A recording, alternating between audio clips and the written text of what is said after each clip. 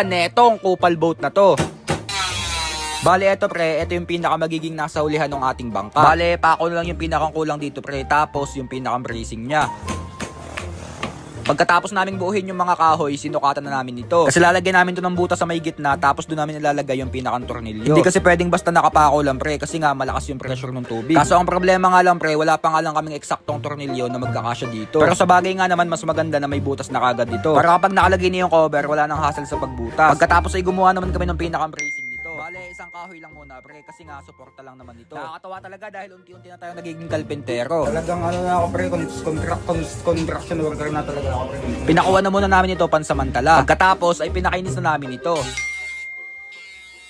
Napaka-satisfying pala magpakainis nito pre. Dati kasi napapanood ko lang yung mga nagaganto pag nagpapagawa si Papa ng pintuan. Wala, naalala ko lang talaga yung mga nagaganto dati sa amin. Ang ganda pala maganto pre. Dati kasi barinong ako sa mga nagaganto pre. Isipin nyo naman, mag-iingay ng ganto umagang umaga. Alam nyo naman pre, bago pa lang ako matutulog ng umaga. Tapos ngayon ko lang na-realize, masarap pala maganto pre. Siguro pasukin ko na lang yung trabaho na to. Total, magaling naman pala talaga ako maganto pre. Di ko lang nahihiya lang talaga ako. Baka may mga magpapagawa ho dyan ng bahay, mag-PM na lang kayo pre. Okay? Siguro pag may mga 3,000 ang araw, baka magkasundo tayo. Pero negotiable pa naman, mapag-uusapan pa yun. Pero daldalin, no? So eto na pre, yung pinaka-satisfying sa lahat. Malapit na kasing matapos to pre, kaya satisfying na to. Pinagtulungan na nga namin tanggalin yung mga nasobrang timba. Pagkatapos ay eto na pre, yung kinalabasan. So yun pre, nagawa namin yung hulihan.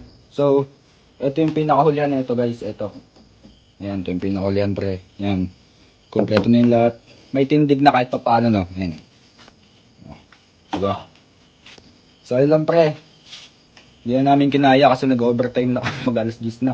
So lang pre, siguro hanggang dito na muna to. Kasi nga, gabi na nagreklamo na yung mga kapitbahay namin kasi maingay daw tayo. So, hanggang dito na muna pre, okay? Binuo na nga namin